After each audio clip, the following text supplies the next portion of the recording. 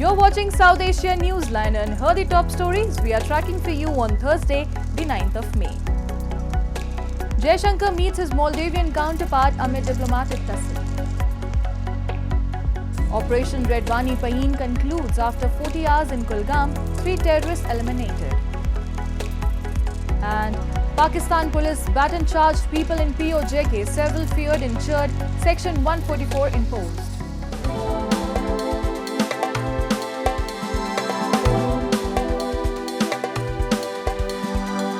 And now for all the details. Amid India-Maldives strained ties, Indian External Affairs Minister S Jaishankar on Thursday met his Maldivian counterpart Moosa Zameer and emphasized that India's cooperation has enhanced the security and well-being of the island nation. Notably, it's the first ever visit of a Maldivian delegation after the pro-China leader Mohamad Muizzu won the presidential election last year and called for withdrawal of Indian troops. Zameer is on a 2-day official trip to India. Jaishankar further said that India has been a keen provider of development assistance to Maldives and the Indian projects have directly benefited to the quality of lives in the island nation. He said India has also extended the financial support on favorable terms in the past to Maldives.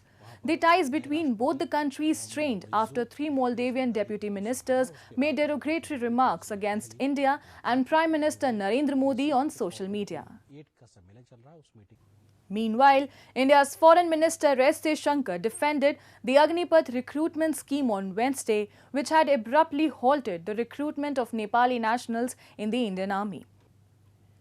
He explained the decision was made by prioritizing Indian interest. Jaishankar, while interacting with students at an event, said India implemented the Agnipath scheme to reform its armed forces, keeping Indian interest in mind. Any reform, not just Agnipath, is an Indian decision and cannot be made because someone else's interest is at stake. India will decide what serves its best interest, he added. Why did we do Agnipath? We did it for ourselves. We will reform our armed forces, obviously with Indian interests in mind.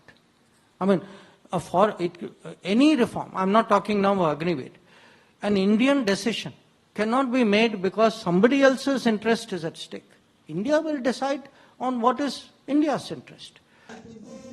In 2022, India changed its recruitment policy for non-officer positions in the armed forces by implementing the Agnipath scheme. This scheme allows youth to serve for 4 years. Following this change, Nepal, which had a tripartite agreement allowing its citizens to join the Indian and British armies, halted recruitment of Nepalese nationals in the Indian forces. Media reports suggest Kathmandu has stated the recruitment deadlock can only be resolved if New Delhi reverts to the older Gurkha recruitment process. And security forces concluded the Operation Redwani Payeen in Kulgam district of India's Jammu and Kashmir on Thursday, eliminating 3 terrorists in a 40-hour-long anti-terror operation. In a statement, Army's Chinar Corps said the joint operation was launched after receiving intelligence input about the presence of terrorists in the region on the night of May 6 and 7. The operation concluded after a relentless vigil of approximately 40 hours, eliminating 3 terrorists along with recovery of warlike stores, inflicting yet another hit on the terror ecosystem, the statement added. The slain terrorists included Basit Dar, a member of Lashkar-e-Taiba who was involved in more than 18 cases and carried a bounty of ₹10 lakh. Meanwhile, security forces have also intensified search operations in Poonch district to track the terrorists involved in the attack on the IAF convoy this past weekend. While an Air Force official identified as Corporal Vicky Pahare was killed in action, 4 other Air Force personnel got injured in the Saturday attack. Pakistan's Prime Minister Shehbaz Sharif once again denounced the May 9 riots on Thursday and said there can absolutely be no soft peddling of what happened last year. In a post on X, the Pakistani Premier said the violent riots not only attacked the national pride and honor but also assaulted the sanctity of Pakistan. There can be no absolution for those who orchestrated, supported and assisted the attempt to damage the foundation of our nation. Love of our country demands nothing less, he said in a veiled reference made in opposition party PTI. Following the arrest of former Premier and PTI leader Imran Khan in May last year, violent riots broke out in Pakistan with his supporters targeting government and military installations across the country. The violence led to a massive crackdown on Khan's PTI supporters, with several members announcing their resignation from the political party. However, Khan on Wednesday said he would not tender an apology for May 9 riots.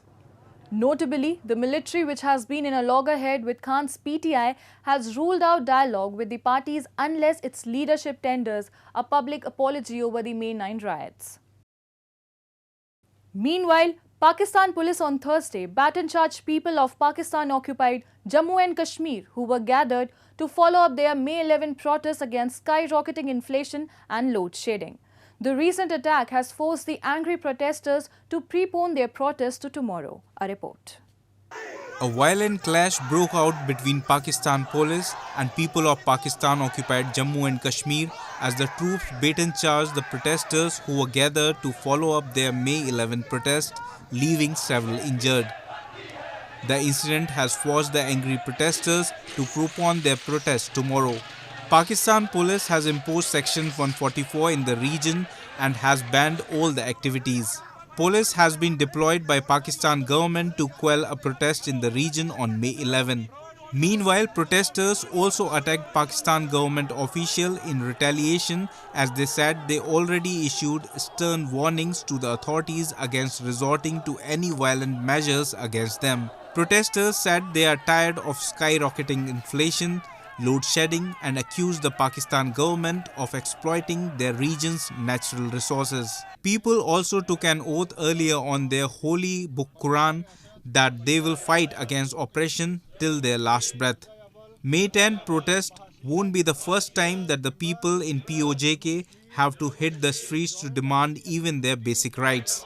They long accused that the political leadership of Pakistan is least bothered about their issues. डुडियाल के अंदर पुरतशद्दद वाक़यात जो हुकूमत और इंतज़ामिया की तरफ से आज किए गए हैं, उस हवाले से जो कॉल हमने 11 मई की दी हुई थी उसको रिवर्स करते हुए 10 मई की कॉल पूरे आज़ाद कश्मीर और बिलखसूस मुजफ्फराबाद के अंदर अनाउंस करने जा रहा हूं और कल पूरा आज़ाद कश्मीर, मेरी मुराद आज रात 12 बजे से पूरा आज़ाद कश्मीर बिलखसूस मुजफ्फराबाद मुकम्मल पहिया जाम और मुकम्मल शटर डाउन होगा. A London-based human rights group in a report on Wednesday informed that Sri Lanka's security forces abducted men and women from the ethnic Tamil minority and tortured them in custody long after the end of the bloody civil war in the South Asian island nation. The 26-year civil war between separatist Tamil insurgents and government forces ended in 2009. Rights group accused both sides of abuses during the conflict in which 80,000 to 1 lakh people died, according to United Nations estimates. The report cited details of 123 Tamils who said they were beaten, burned, suffocated and sexually assaulted by Sri Lankan authorities between 2015 to 22. However, Sri Lankan government rejected the allegations of the report.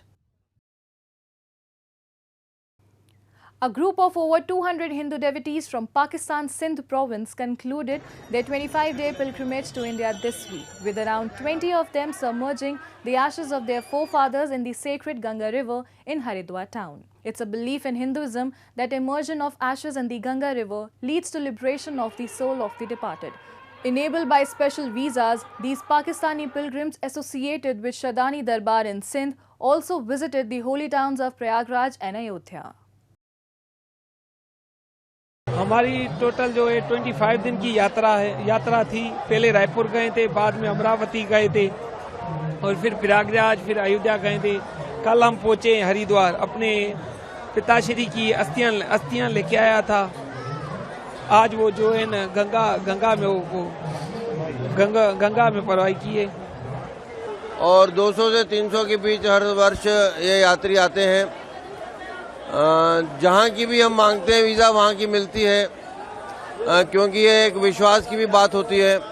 और इस बार तो अयोध्या जी की भी visa मिली, वह एक बड़ी ऐतिहासिक बात है. That's all in tonight's edition. We'll see you same time tomorrow. Good night and take care.